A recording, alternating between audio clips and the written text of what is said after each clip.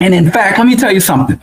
Pan-Africanism is the only movement that has ever threatened our oppressors. And you're looking at a reality in time and history where Pan-Europeanism, Pan-Arabism, and Pan-Asianism is flourishing. White folks go to Europe and make these international agreements. NATO is Pan-Europeanism. The World Bank and the IMF is Pan-Europeanism. But you're going to fight. What's going on, everybody? This is Afro Think Tank. Right now, you are currently witnessing Donald Trump destroy the 75-year campaign of Pan-Europeanism. You got to understand, the NATO is Pan-Europeanism.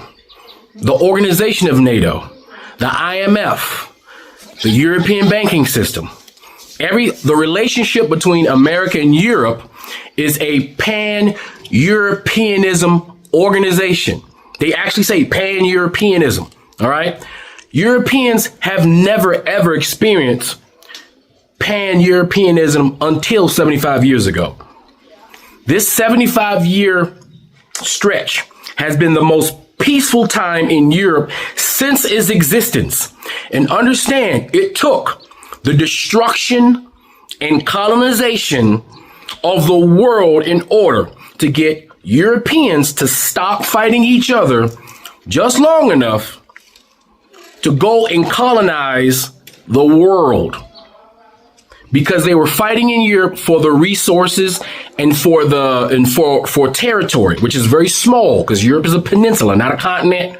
It's a peninsula, very tiny. All right. Don't believe those maps. Europe is much smaller than with any map, any globe you ever see. All of that is smaller. It's very small. All right. So to stop Europeans from constantly killing each other, keeping their population low, keeping their population undeveloped, keeping their development at subpar, because you got to understand, there's nothing in Europe.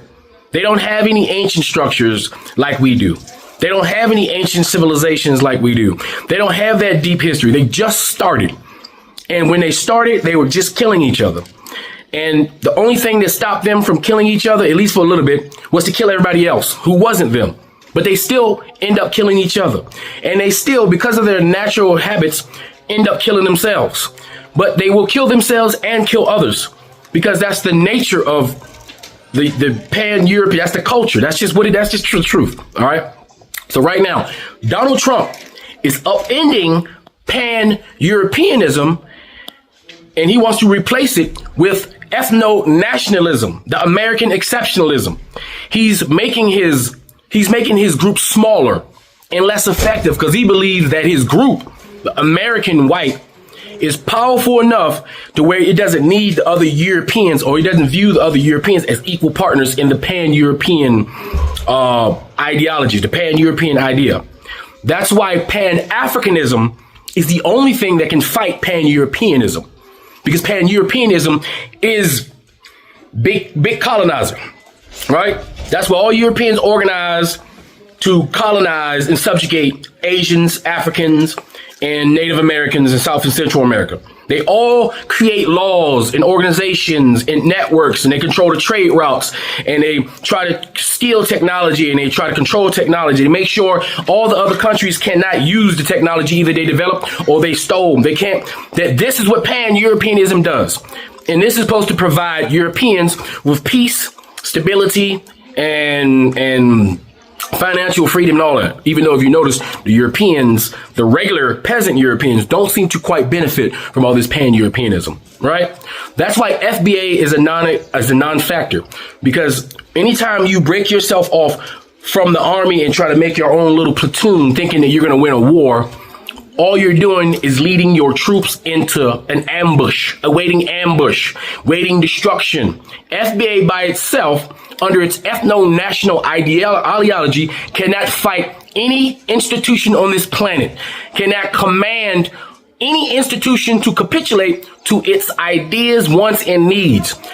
All FBA are a bunch of people running their mouths, complaining on the internet, doing nothing but sitting on the stands, waiting for the wolf to come eat them, waiting for the wolf to come take their clothes, while they continue to complain, because that's how they fight back. They complain. That's the strength that they have.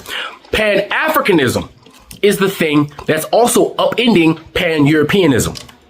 Pan-Africanism has African countries, even though many of them countries still have corrupt politicians, but that's politically consistent throughout the world.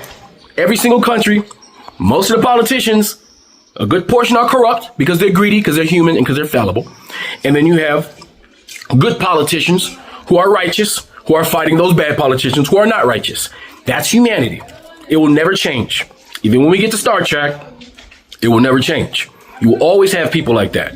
But you must understand, Pan-Africanism and the upliftment of African people is causing Europeans to have to find alternative resources because they no longer have the capability under even their own Pan-Europeanism to subjugate African countries the way they used to, because African countries are now standing up and fighting back economically, socially, in the business sector, agricultural, in every sector of humanity. Pan-Africanism under the guise of unification, right? Not assimilation, under the guise of unification, acknowledging our differences as human beings, as Africans, but our similarities culturally and our demographic location and our common allies and our common enemies, right? In our common race as black people. We are unifying. So when we took our resources away from Europe, when we made it more difficult for them to steal it, when we made them have to pay the market price for those resources, the economy of Europe now is forced to adjust to be like everybody else around the world. They no longer have that advantage. They no longer are getting products for dirt cheap, penny on a dollar, and selling it exorbitant top shelf prices. Now they have to play on what we consider a even playing field. And we all know when competing on an even playing field, who tends to win in any category of human social activity. So understand, Pan-Africanism or nothing. We're not just saying that. And we're seeing the results of Pan-Africanism. All the chaos happening in Europe right now is the result of Pan-Africanism. When we took the African titty out of their mouth, they started to starve and cannibalize themselves. That's what's happening. And while they're starving and cannibalizing themselves under their own egos, under their own ignorance, under their own need to be pampered, under their own lack of ability to lift themselves up from their bootstraps because they're so busy and they're so used to stealing other people's shoes. We, as Pan-Africans, need to take this perfect strategic time to double down on black excellence, double down on black unity, double down on black love. You see, we don't need to fight them physically in a kinetic war. We just need to allow them to fight themselves. And we need to mind our own black ass business and improve ourselves and allow them to hash their European business out. And at the end of that, whatever European is left, if they want peace, then we give them an opportunity for peace so they can be a part of the human world we're going to have in the future. Because a lot of these analog Europeans will not make it to the future.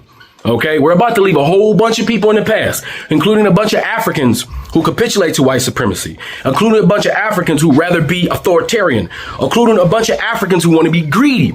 We're about to leave all of them back into the old world. And we're about to move into this new world. But in order to do that faster, to accelerate that, we need to understand that Pan-Africanism is literally the only organization that also have governments, that have armies, that have institutions. We have banks. We have all of those things that Europeans have, even though not as developed, obviously, because unlike them, we build our institutions based off our strength, not based off stealing from other people. So when black people come up, we come up from our own bootstraps. When they come up stealing other people's boots. That's the difference. So when we accomplish things, it actually means something, and it sets a solid foundation for our people in the future. So remember, it's Pan-Africanism or nothing. And right now, you're watching Pan-Europeanism, which has only been successful for 75 years. And keep in mind, within that 75 years, give or take a couple decades, they have created Israel, a fake country.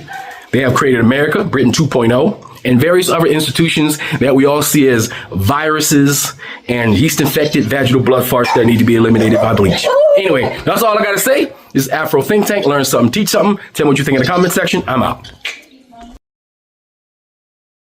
Emmanuel. You know Emmanuel? Macron.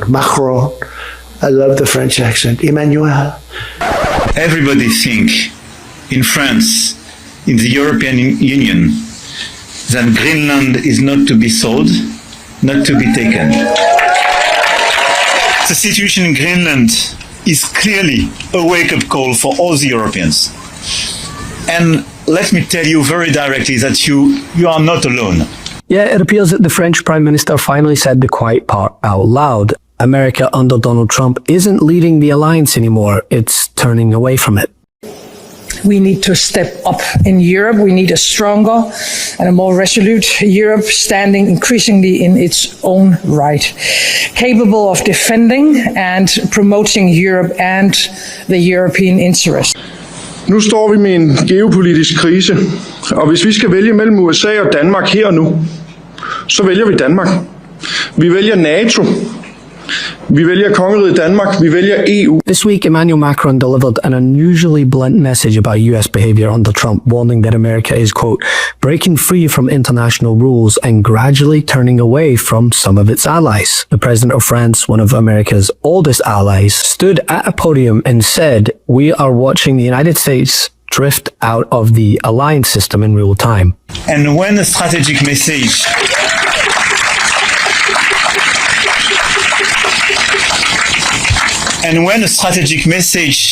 is sent to you, I want just for you to know that it's clearly perceived by the Europeans as targeting a European land. And this flag you have here is our common flag. And we know our common values.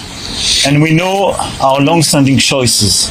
And this is why it's very important for French people and all the European people to convey very clearly this message of solidarity and the fact that we stand with you now, for today, and for tomorrow. If any military member, including the generals on down to enlisted members, if any of them participate in the use of military force against Greenland without congressional authorization, they are following illegal orders. That's simply a fact. And the backdrop for the criticism is obvious. Trump's ever-escalating rhetoric and pressure campaign to try and annex Greenland, a territory that is tied to Denmark, a NATO ally. And despite the fact that our allies are warning against it, and even fellow Republicans who usually get in line with Trump are coming out to say, we have enough problems here at home, why are you so focused on another territory? Trump refuses to acknowledge any of this and continues his aggressive rhetoric. Point, we had 17 military installations in Greenland and they'd be happy to have us back. They're not refusing to have us have access to project power into the Arctic. We can do it without taking over a NATO country. That's the sort of advice that they should have been given. So if the president thought it was a good idea, then he needs the expertise to say, Mr. President, that's why this is not a good idea. And I would defy you to find any credible general with a star on his shoulder who would say that it is, because they understand that the NATO alliance is what has kept this nation largely, or this world, largely safe for over 75 years. Look, the reason why I thought it was important for me to make a comment on the floor is I've been the Republican leader of the Senate NATO Observer Group since 2018. There is no more important alliance than the NATO alliance. And Denmark has punched above its weight. It came to Afghanistan, lost 43 soldiers on the ground, fought in some of the most contested regions, honoring their Article 5 commitment to the United States. I think they lost more soldiers than any other country per capita. Per capita, they did. And Jake, they were in among the NATO allies at the time. It was 30 nations. They were among the top 6. And think about all the nations bigger than them. So to have the Prime Minister suggest that they have to be prepared for some sort of action by the United States suggests to me that Mr. Miller does not know anything about the alliance, the importance of it. And, you know, generals, I was on Senate Armed Services for 8 years, and generals would always say the same thing. The only thing worse than going to war with allies is going to war without allies. Greenland and Denmark have repeatedly said Greenland is not for sale. European officials have even warned that entertaining coercive acquisition rhetoric destabilizes NATO unity because, rightfully so, it shows that the US treats allies as a target. Grönland ist genauso wie die Färöer Bestandteil des dänischen Königreiches, und da Dänemark der NATO angehört, wird auch Grönland prinzipiell von der NATO zu verteidigen sein. Und wenn es dort weitere Erfordernisse gibt, die Verteidigungsanstrengungen bezüglich Grönlands zu verstärken, dann werden wir das im Rahmen der Allianz miteinander zu besprechen haben. And Greenland's own officials have made it clear that the rhetoric isn't just offensive, it's frightening their people. And away from the diplomatic nightmare that is Donald Trump, right? Just look at how it is being received from the people in Greenland. They are terrified of the very idea that Donald Trump would be a leader to them. And yet somehow this country decided that this man was fit for office twice. Talk about him because he spoiled my sleep, or they do. Yeah. I don't sleep very well because I'm afraid they have no respect for us, for my country, or for our country. So, what I think is he wants to make Greenlandic minerals to pay off the national debt of United States. That's what I think. Do you think people are really scared in Greenland? Yeah, I've seen quite few who were concerned. I dreamed about him last night. Yeah. Nightmare. That he was coming with the ship. It was awful, that dream. So I'm scared. What the reasons behind it, we don't get it really. It's so peaceful and calm here, and he says that Denmark is not protecting Greenland from what, and there's been a collaboration with the USA for many years. So it's not all of a sudden, but it's really aggressive now, and it's getting kind of annoying. So when Macron warns that the US is turning away from its allies, it's a direct reaction to a US president acting like NATO. In order to root out white supremacy, white people need to understand the history of whiteness. Hi, I'm a sociologist, and I think I'm going to start a whole series on this. But before I start anything, I just want to make it fucking clear. This is not about making white people the victims here. Yes, many Europeans were indigenous and were colonized, but that is not the same as saying white people are victims right now. And it's definitely not an excuse for all the colonization white people have inflicted on other cultures over the last few centuries. But what we need to understand is how this empire was built. Because indigenous Europeans were Christianized and stripped of their cultures, their connection to their land, their spirituality, stripped of all their traditions. And then because of that, they had nothing to attach to as a piece of who they are outside of just being white, and then became the agents of colonization. We have to understand how whiteness became a thing so that we can dismantle it. And I think that if more white people are able to trace down those cultural traditions, revive them, and decolonize themselves, white people can have a culture to hold on to besides just being fucking white. We're holding on so tightly to a fucking bloodline. So instead of being like, I'm German or I'm white, we can find some identity around our ancestors being Celtic or Gaulish. Because white people have an identity problem. And it's one of the biggest roots of white supremacy. White people have to decolonize in order for us to stop these cycles. White being a homogenous identity is so fucking problematic and othering. And if that's the only identity you have to hold on to, you're gonna keep perpetuating it. This series is not about centering white trauma. It is about the responsibility and the accountability white people need to have so we can heal together and stop perpetrating this bullshit.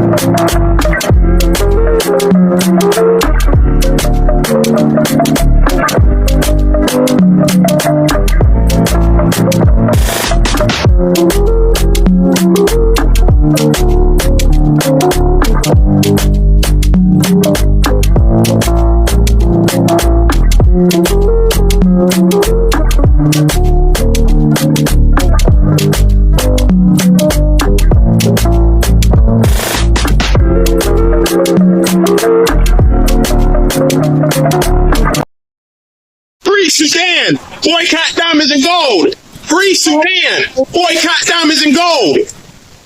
We most definitely cannot forget about the people of Sudan. Thanks for watching Afro Think Tank. Don't forget to like, share, and subscribe. And follow me on Substack and Patreon for more content. Remember, it's Pan-Africanism or nothing.